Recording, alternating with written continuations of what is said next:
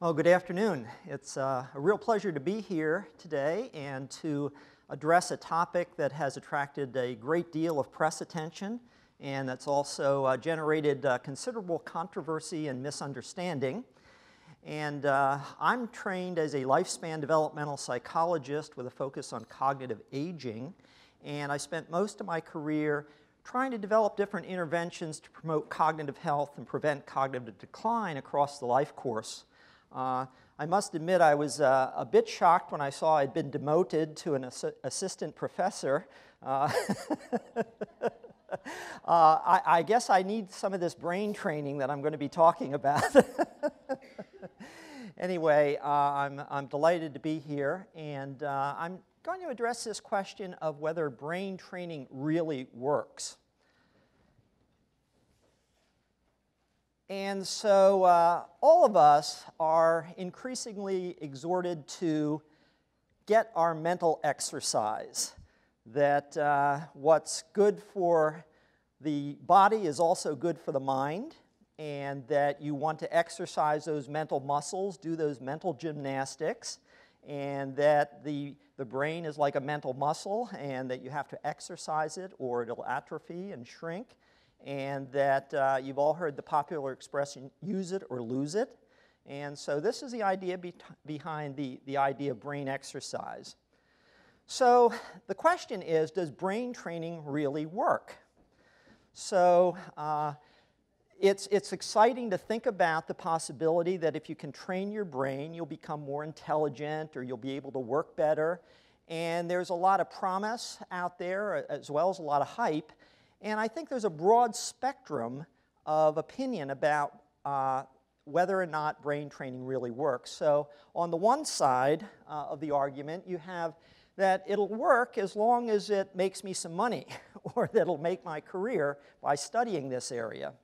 And then you have sort of the arch skeptics on the other side who says, no way, that no matter what the data show, that I'm unconvinced, that this is all bogus, it's snake oil. And then there are people that fall somewhere in between.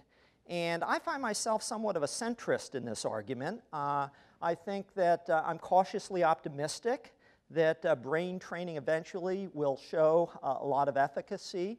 But I think there's also cause for some concern, and that we certainly need better controlled, better designed studies to be able to answer this question definitively. So I put myself probably right in there. That it seems to work, but we need more data. So a few years ago, there was a consensus conference that was convened at Stanford University, and over 70 eminent scientists attended this conference, and there was increasing concern about some of the claims that were being made about brain training, particularly the commercial brain training programs.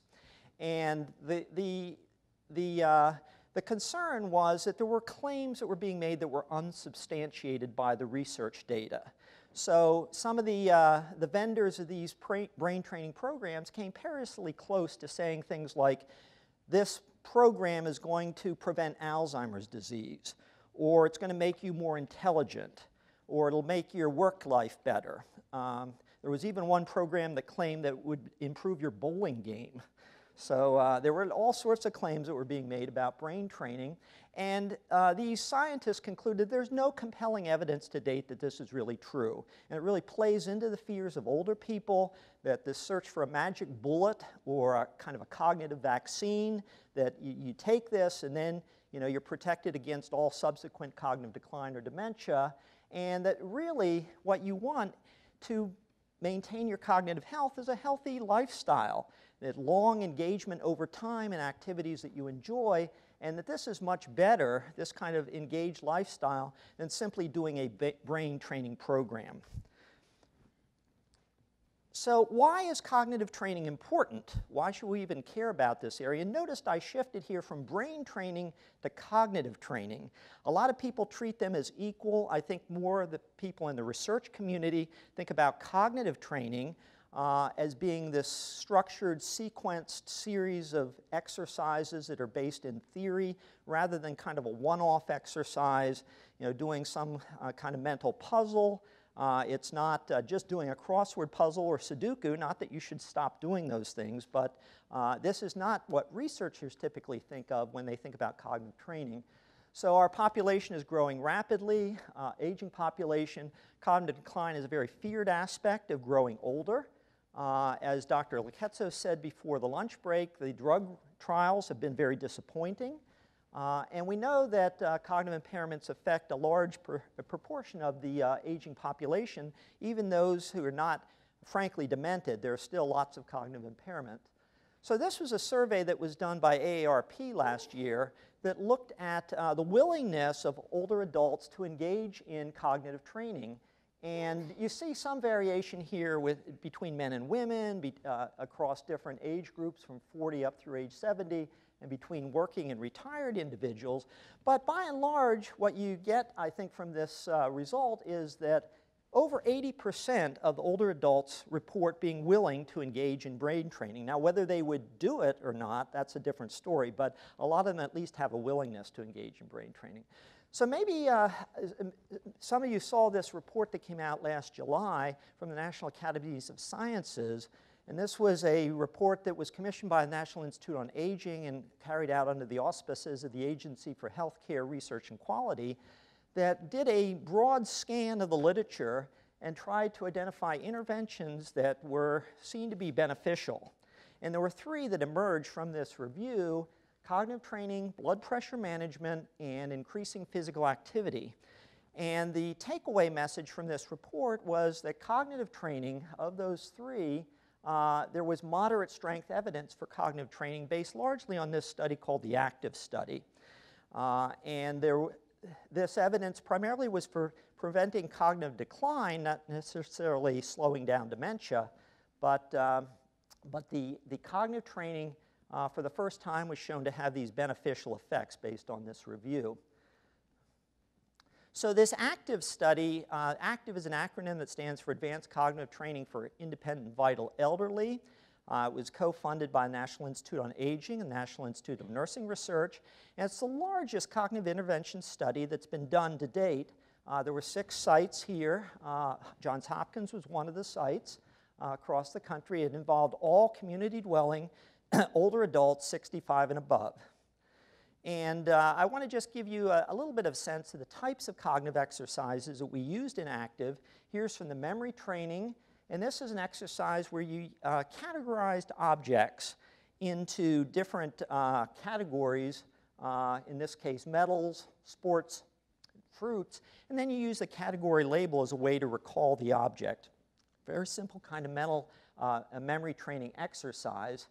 We had lots of other exercises that were more complicated than this, but this, I hope, gives you a little bit of a flavor of the types of training that we did. For the reasoning training, which involved problem solving and recognizing patterns, this was a medication schedule, and a lot of older adults are on very complicated medical regimens, and so it was helping people sort of recognize patterns in medication schedules and being able to fill out a schedule. And then we did speed of processing training, which was done via computer using something called the useful field of view task, which has to do with how much you can take in your attention when you're viewing a scene. And in this case, you fixate on a central fixation point, and then there are objects that appear in the periphery of the screen, and you have to divide your attention between the object in the middle and the objects in the periphery of the screen. So one of the first reports of the ACTIVE results was showing that all 3 of these interventions resulted in highly significant effects 5 years after the intervention ended. And we've now published data on 10-year intervention effects, and they hold up pretty well at 10 years. And we actually just got a grant last fall from the National Institute on Aging to look 20 years post-intervention to see what the long-range effects are. So why did the ACTIVE training work? Well, there's a whole variety of different reasons, we think. Part of it has to do with the social component, being socially engaged around this is a group activity, focus on real-life examples. Particularly, we stressed how you could apply strategies learned to your everyday life. And that was one of the main outcomes. And a lot of the brain training work has not focused on things beyond what's targeted. It just focuses on improving your memory or improving how quickly you process information. We were very concerned with everyday effects of this kind of training. And we gave multiple booster sessions. There was a lot of practice opportunities. But we have many unknowns as well. Just like with physical exercise, we don't have an agreed upon protocol for cognitive exercise. We don't know how much training should be given, how long should it last. In the active study, we only did 10 sessions over 6 weeks. Is that enough? Should we do a lot more than that? Would we get more benefit?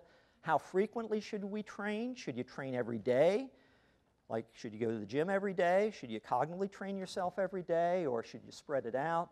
For whom does the training work best? It may be that one size doesn't fit all, that some people do better with certain types of training than others. And are we targeting the right abilities? There are lots of cognitive abilities we could intervene upon. We don't know how much this training really will generalize to everyday meaningful life activities. So does brain training work? The question I started out with. The simple answer is yes, it does work. There are literally hundreds of studies now in the literature, more being published all the time, some very well-controlled trials like the active trial that shows some immediate benefit, but their questions remain. We don't know what the practical benefit of this training is. Does it improve things like medication management or financial management or decisions about health insurance? And there are other questions. We don't know how long the training lasts. We've documented out to 10 years, but we're doing a study now over 20 years. We don't know if it's going to maintain that long. And there are other questions. Does it have the potential to cure or prevent Alzheimer's disease or to help dementia patients? Again, we don't have solid answers. So thank you, and I'll be happy to answer any questions. Thank you.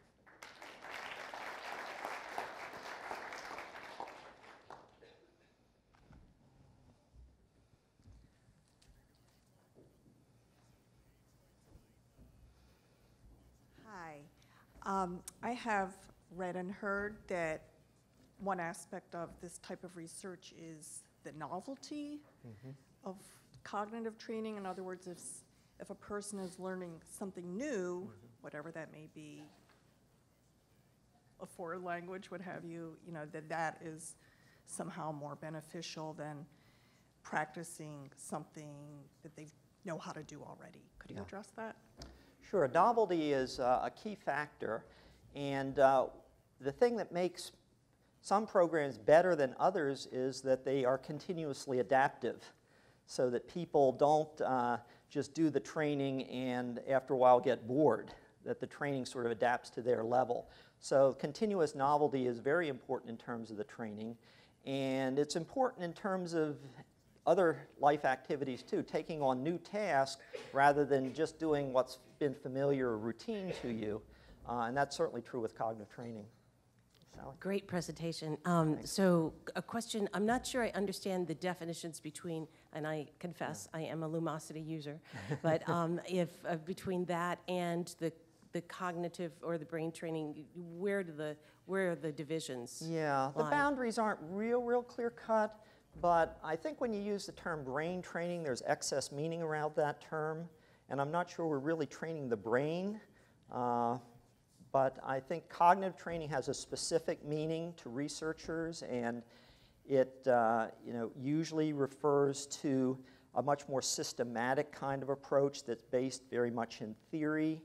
And a lot of times the brain training may be loosely based on theory and some appeals to neuroplasticity to give it sort of a scientific veneer, but I think research in the research community it's cognitive training, but I think sort of popularly we call it brain training, and I'm okay with that. I think as long as you don't lump everything in with that. Doing a single crossword puzzle every day, even though you might enjoy it, isn't brain training, right? It's kind of a one-off activity that may not be maybe in conjunction with other things it may be important, and that's a point I think we need to stress here is that you want to embed this brain training or cognitive training within a whole sort of lifestyle management, and you don't want to do brain training 24/7 because there's opportunity costs for doing that. I've seen some people who really get hooked on brain training, and they're staying up to midnight every night and disrupting their sleep, and they're not socializing with relatives and things like this or friends. And so brain training becomes an end in and of itself. So I think you have to sort of forego that kind of thing and sort of have people sort of embed it within their broader activity. Hi, I'm Shannon from MedPage today again. Yeah. I just wanted to ask if you could clarify what, you probably said it and I probably missed it, but in terms of the significant effects that you are seeing after 5 years, you said that you're not certain that will affect, daily decision making, and then there may be some limitations. Yeah. But what are the outcomes that you're measuring and looking for, and what will you be looking for expanded outcomes at 10 and 20 years? Okay. So the active trial was very different than anything that had been done up to that time because it focused not only on what was being trained, in this case memory, speed, and reasoning, but also whether or not those effects generalized to more everyday kinds of abilities.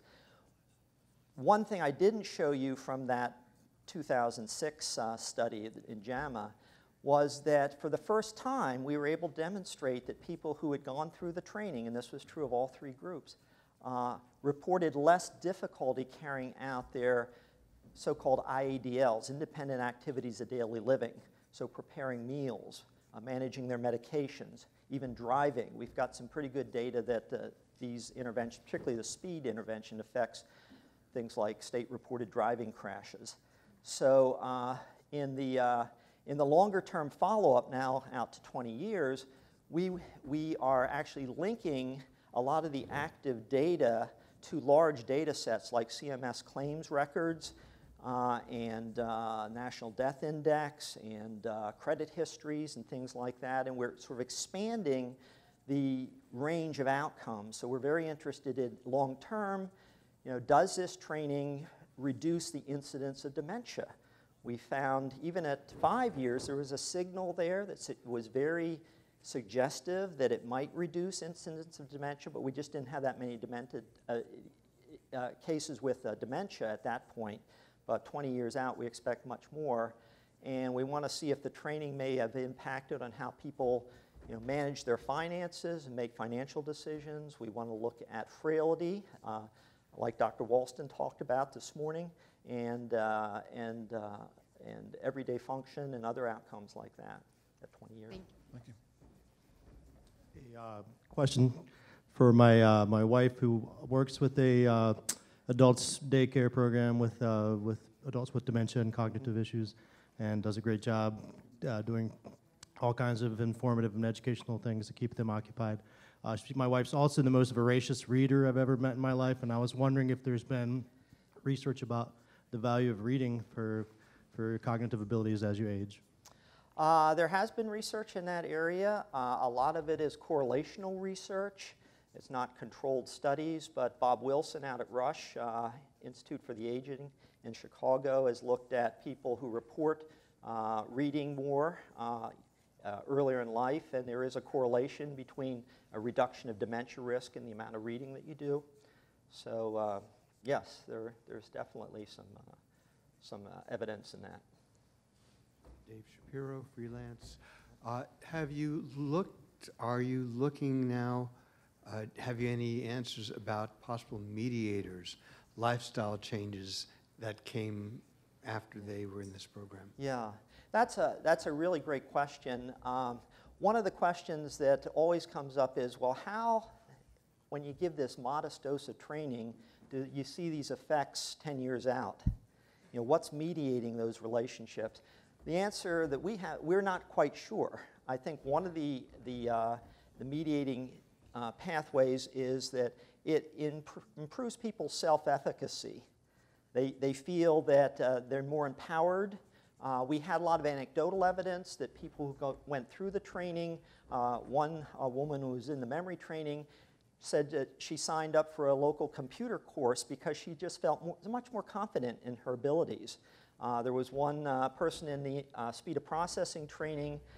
This was at the Penn State site, and